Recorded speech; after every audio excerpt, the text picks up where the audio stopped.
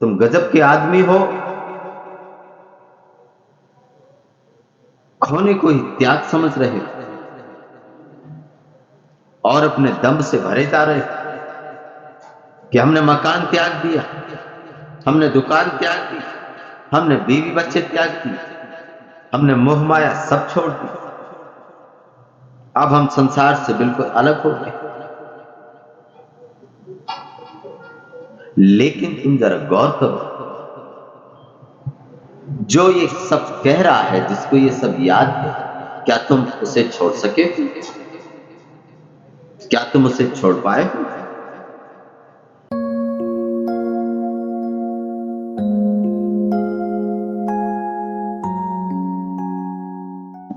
आज की बैठक में हम सभी उपस्थित हुए हैं।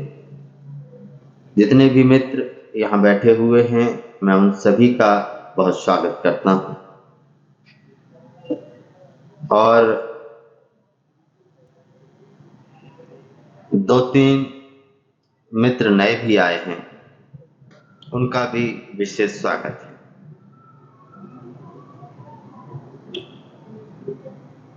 कि अच्छा ही हुआ है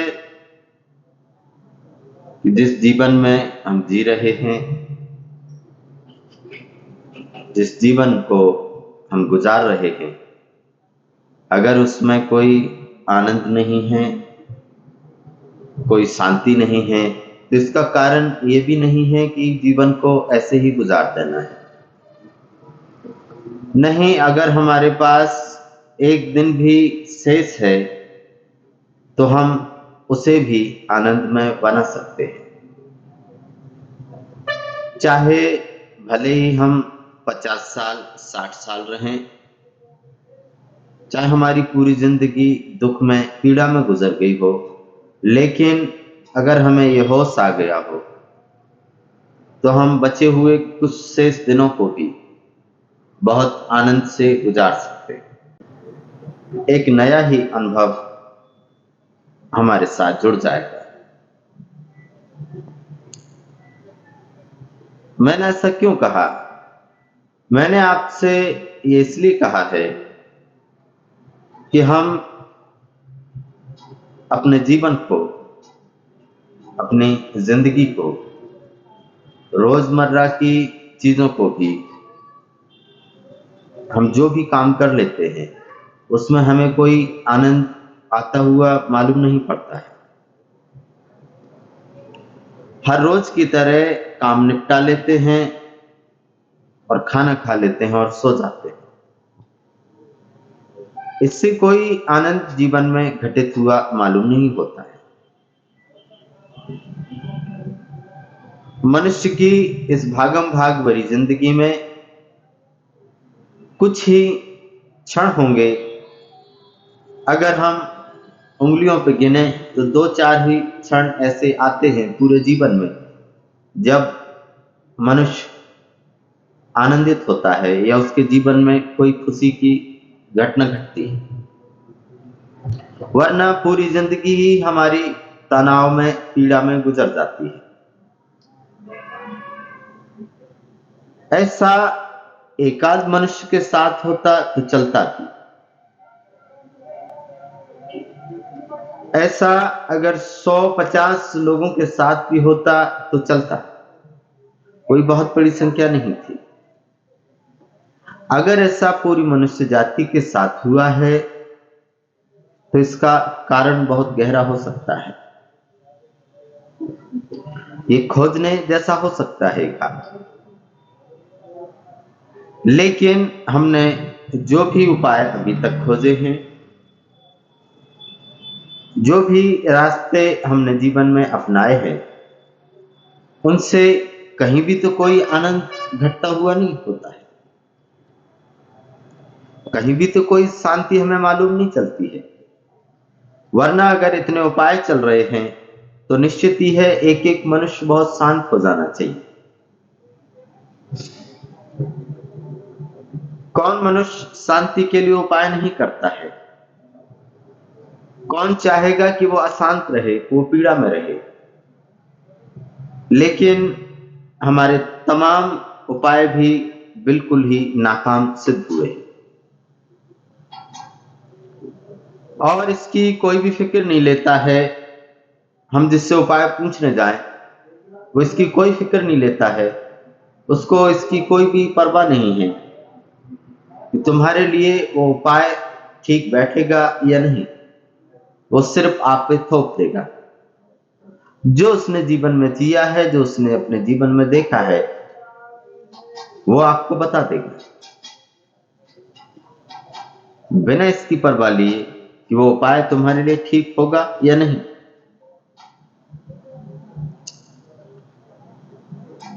इसका अशांति का मूल कारण जो है, वो हमारा मन है।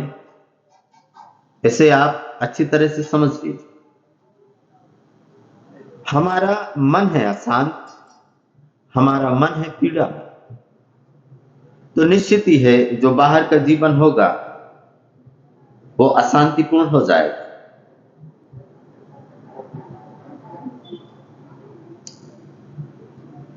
और इसका कोई भी साधन नहीं बताता है कि मन को कैसे शांत करें।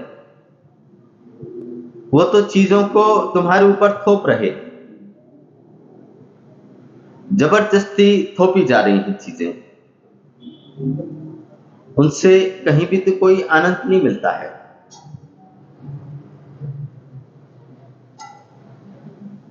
अगर हमारा मन बहुत अशांत है, बहुत पीड़ा में है, अगर हमारे मन में अगर किसी चीज का घात पड़ गया है या कोई तनाव हमें घेर गया है जिससे हम निकल नहीं पा रहे हैं, जिससे हमें निकलने की बहुत कोशिशें की है, फिर भी हम नाकाम रहे हैं,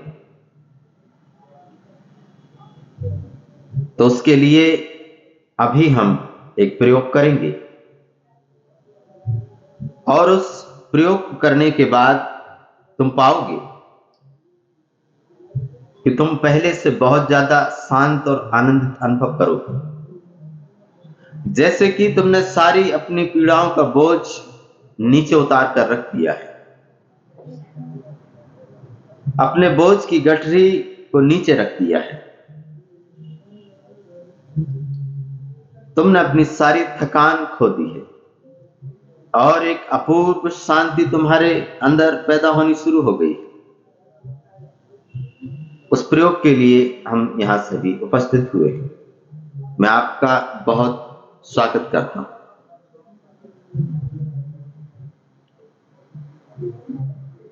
कि कम से कम किन्हीं लोगों ने कुछ हिम्मत की है कि वो कह सके हैं कि हम बहुत अशांत हैं, हम बहुत पीड़ा में।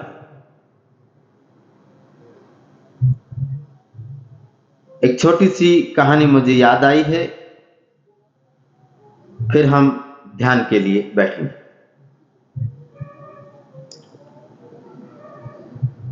एक प्लेटफॉर्म पर एक ट्रेन रुकी और उसमें बहुत से यात्री चढ़े। उसमें एक आदमी भी चढ़ा और ट्रेन रवाना हो गई।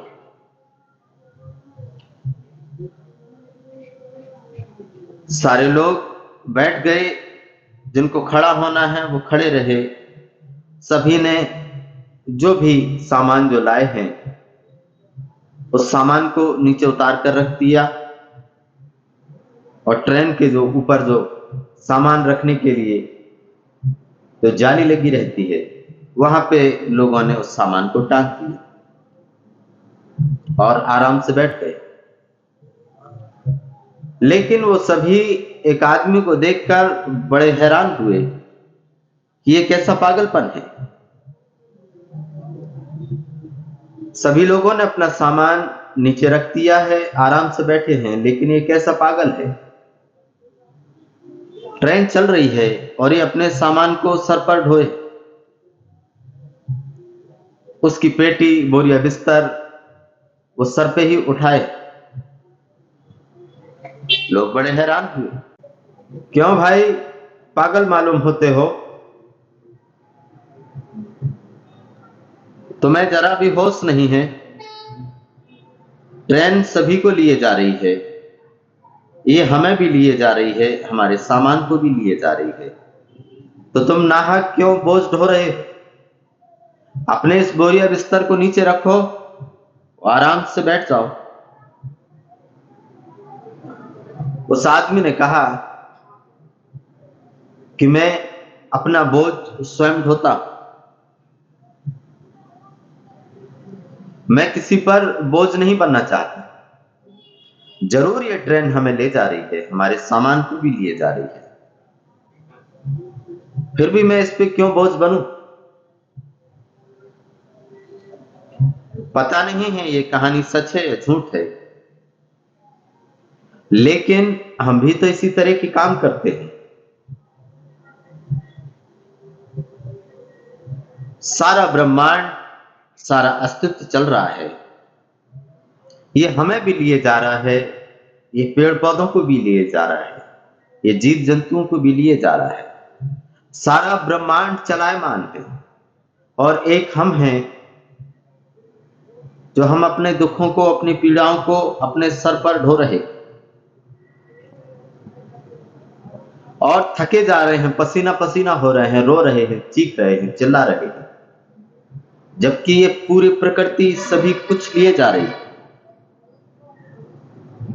ये हमें भी लिए जा रही है, हमारे बच्चों को भी लिए जा रही है, ये हमारे हेती नाते रिश्तेदारों को भी लिए जा रही है, फिर भी हम अपनी परेशानियों को सर पे ढो रहे हैं। यहां सभी कुछ गतिमान है, यहां कुछ भी ठहरा हुआ नहीं है। अगर तुम अपने बाबत थोड़ा ख्याल करोगे तो तुम्हें पता चलेगा, तुम 10 साल पहले जो थे वो आज बिल्कुल भी नहीं हो। अगर यकीन ना आए तो अपना कोई पुराना फोटो देख सकते हो, और उसके 10 साल और पहले जैसे थे वैसे तुम आज बिल्कुल भी नहीं हो। तब तुम बचपन में थे।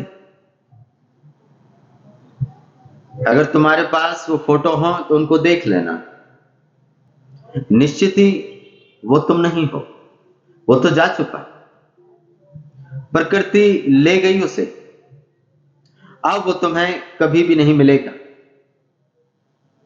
ये सदियां गुजर जाएंगी, ये युग गुजर जाएंगे, ये पृथ्वी नष्ट हो जाएगी, फिर से बन जाएगी, ये पूरी सृष्टि मिट जाएगी, फिर से आ जाएगी, लेकिन अब वो तुम्हारा बचपन कभी नहीं आने वाला। या जो तुम्हारा जो कल बीत गया है, अब वो तुम्हें कभी वापस नहीं मिलने वाला। अब वो हमारे ऊपर है कि हमने कल का क्या उपयोग किया है, कि हमने अशांति में कदम तो नहीं उठा दिए।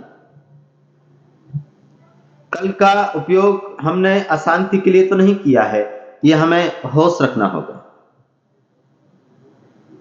अगर इतना होश मनुष्य को नहीं है तो मैं निश्चित कह सकता हूं वो मनुष्य धार्मिक नहीं हो सकता,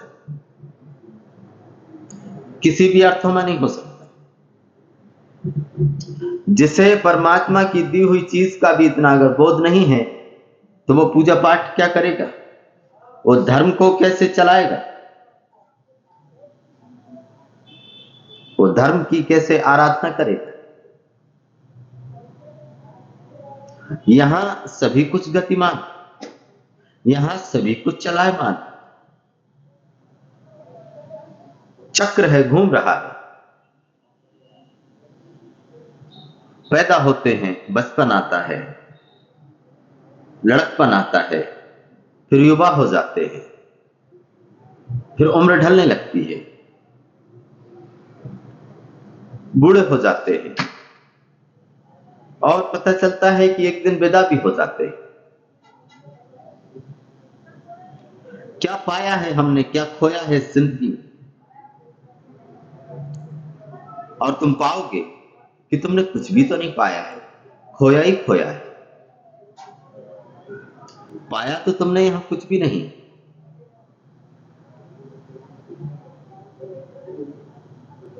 अब तुम कहोगे कि संसार तो आसार है, इसमें पाने जैसा है ही क्या? क्यों? बड़े बड़े ज्ञानियों ने कहा है ये संसार तो माया है, इसमें है ही क्या पाने जैसा? क्या पाओगे तुम? सभी कुछ तो छोड़ ही जाना है। वो तुम्हें त्याग सिखा रहे हैं कई हजार वर्षों से, लेकिन आदमी और माया की तरफ खिंचा चला गया। अब तो बिल्कुल लुप्त ही हो गया है, पूरी तरह से गिर ही गया है माया। अब तो उठना बहुत मुश्किल है, और जो भी तुम्हें उपाय बताए गए हैं बहुत समय लगा देंगे। जीवन है बहुत छोटा है।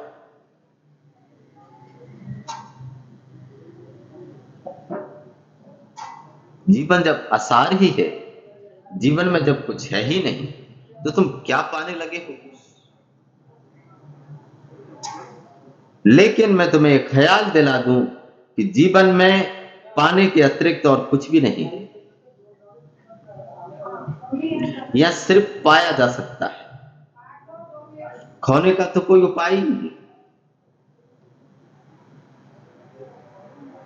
क्योंकि खोगे तो जब जब तुम्हारे पास कुछ होगा। तुम्हारे पास है ही कुछ नहीं, तुम लेके ही कुछ नहीं आए हो, तो खोगे क्या? खा।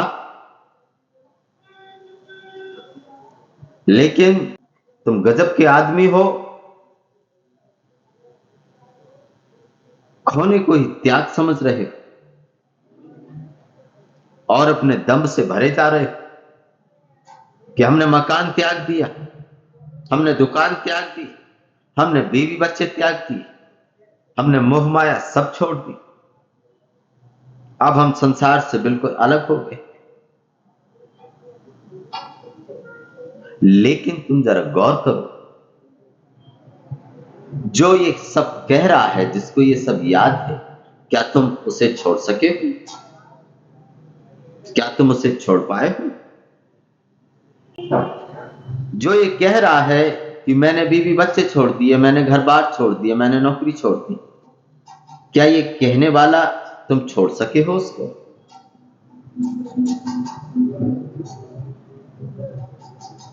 निश्चित ही है, यहां कुछ भी लेके नहीं आता है मनुष्य, तो सिर्फ यहां पाया जा सकता है, खोने का तो कोई सवाल ही नहीं। लेकिन पाने के तुम अर्थ गलत समझ सकते हो, ये जरूर, इसकी गुंजाइश पूरी है। तुम पाने को समझ सकते हो कि मैं तुम्हें धन के लिए कह रहा हूं, पद के लिए कह रहा हूं, मान मर्यादा प्रतिष्ठा के लिए कह रहा हूं। ये तो तुम कर ही लोगे, ये तो तुम्हें कोई बताएगा भी नहीं, तब भी तुम कर लो। इसकी कोई शिक्षा थोड़ी ना देना पड़ती।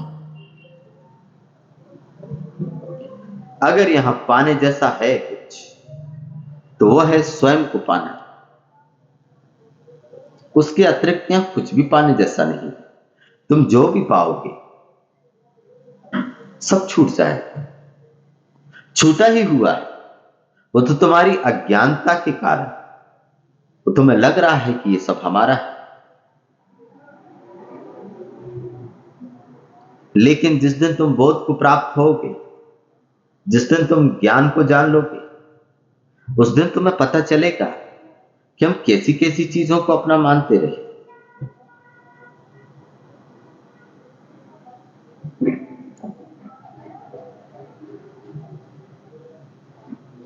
अब हम रात्रि के ध्यान के लिए बैठेंगे।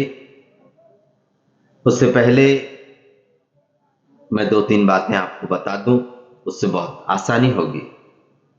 जैसा मैंने कहा कि अगर हमारी जिंदगी में, जीवन में कोई तनाव है, कोई परेशानी है, कोई डिप्रेशन है, किसी भी तरह का मन भंग है, बहुत तनाव से गुजर रहे हैं,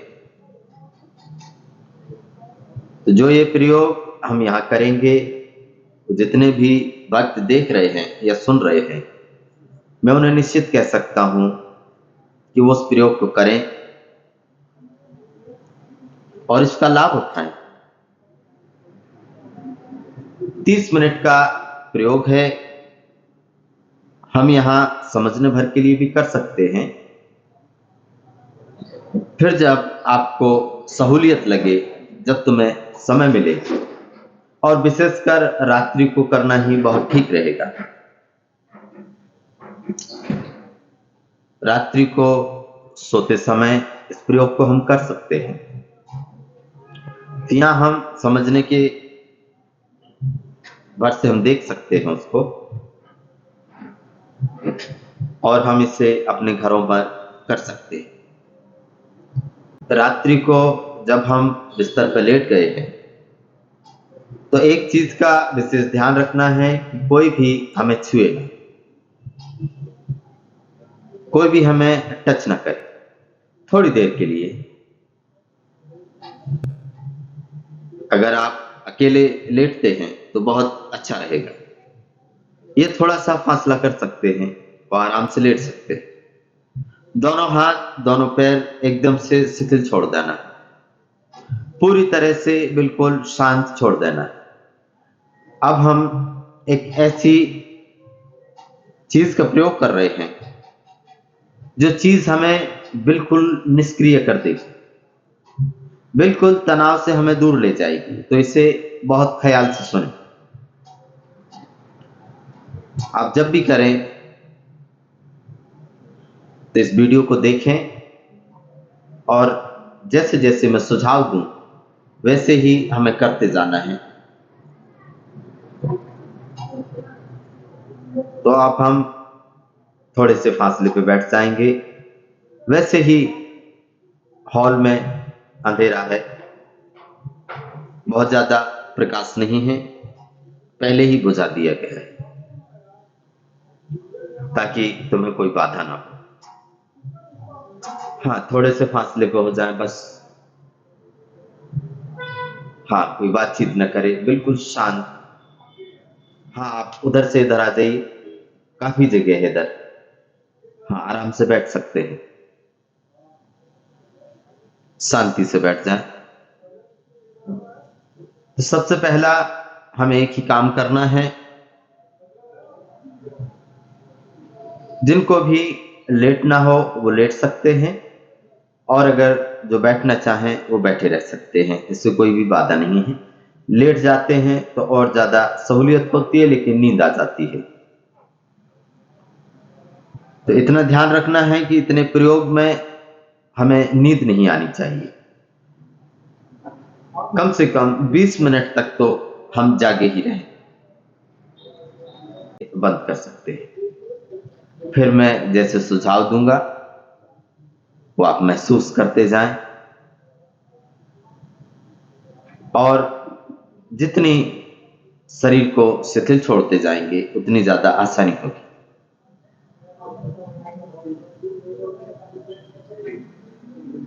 बिल्कुल आराम से शांति से बैठे रहिए।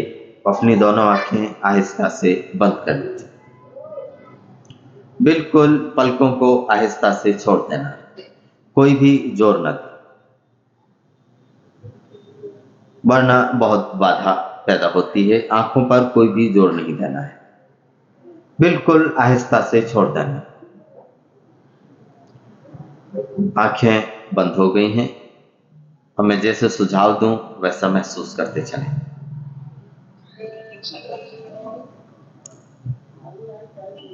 सबसे पहले बिल्कुल शरीर को शिथिल छोड़ दें। मेरा शरीर शांत होता जा रहा है, मेरा शरीर शांत होता जा रहा है।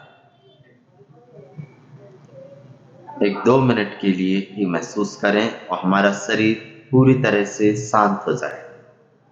मेरा शरीर शांत होता जा रहा है, मेरा शरीर शांत होता जा रहा है,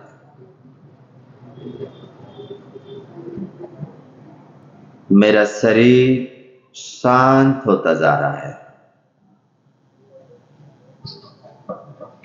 मेरा शरीर शांत होता जा रहा है। महसूस करते जाएं, मेरा शरीर शांत होता जा रहा है। मेरा शरीर पूरी तरह से शांत हो गया है। मेरा शरीर शांत हो गया है। मेरा शरीर शांत हो गया है।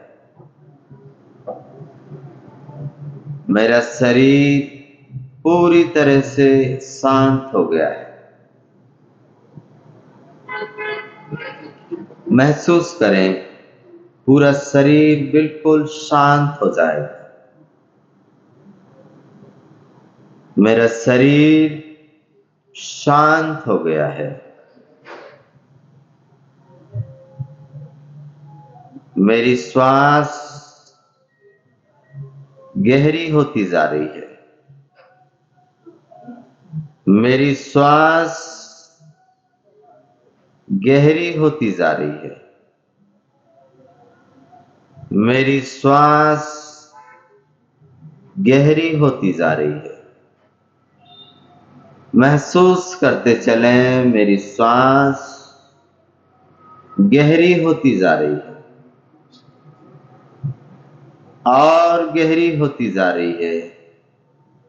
मेरी श्वास गहरी हो गई है और गहरी होती जा रही है और गहरी होती जा रही है। जो भी हो रहा है होने दें। कोई भी आवाजें आए सुनते रहें। हम कुछ भी नहीं कर सकते हैं।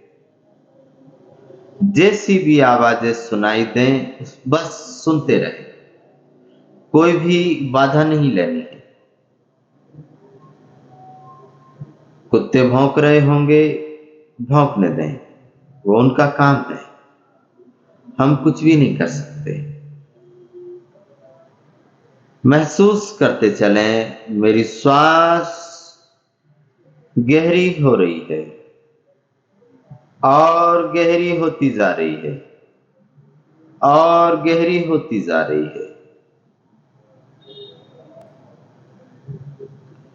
और श्वास पूरी तरह से बिल्कुल धीमी हो जाएगी। श्वास के धीमे होते ही विचार बहुत कम हो जाएंगे और हम एक अपूर्व शांति में प्रवेश करेंगे। तीसरा जो चरण है वो महसूस करना है, मेरा शरीर पूरी तरह से शांत हो गया है। मेरी श्वास बिल्कुल धीमी हो गई है और गहरी हो गई है। तीसरा जो चरण, उसमें कुछ भी नहीं करना है। सिर्फ हमें ये देखना है कि नींद हमें किस घड़ी आती है, कब वो दहलीज आती है जब हम नींद में प्रवेश करते हैं। बस शांत होकर रिलैक्स, पूरी तरह से रिलैक्स होकर शांत लेटे रहे। कुछ भी नहीं करना है। जो भी हो रहा है सिर्फ होने दें और देखते रहें, रोके नहीं। बस देखते रहें और देखते रहें। कोई भी चीज दिखाई दे सकती है, सिर्फ देखते रहें। कुछ भी नहीं करना है। और इसके बाद आराम से हमें नींद आ जाएगी। और मैं तुम्हें कह सकता हूं, ऐसी नींद तुमने कभी भी नहीं देखी होगी। इतनी शांति, इतना अपूर्व आनंद। जब तुम सुबह उठोगे तो तुम स्वयं महसूस करोगे कि तुम ऊर्जा से, आनंद से सराबोर हो। ये प्रयोग हमने यहाँ समझने भर के लिए किया है। इसे हम अपने घर पर, अपने बेडरूम में, जहां भी तुम्हें सुविधा लगे वहां तुम कर सकते हो। इसके लिए कोई भी नियम नहीं है, सिर्फ ये 3 ही नियम है। पहले अपने शरीर को शांत होने देना है, फिर हमारी श्वास को बहुत गहरे ले जाना है, उसके बाद तीसरा जो चरण उसमें बिल्कुल छोड़ देना है। नींद आती हो आ जाए और हम उसमें प्रवेश कर जाएंगे। तो ये प्रयोग बहुत हितकर रहेगा। तो जितने भी भक्त देख रहे हैं या सुन रहे हैं वो निश्चित ही इस प्रयोग को कर सकते हैं। और मैं तुम्हें यकीन से कह सकता हूं कि अगर तुमने इसको किया तो तुम पहले से ज्यादा बहुत शांत अनुभव करोगे।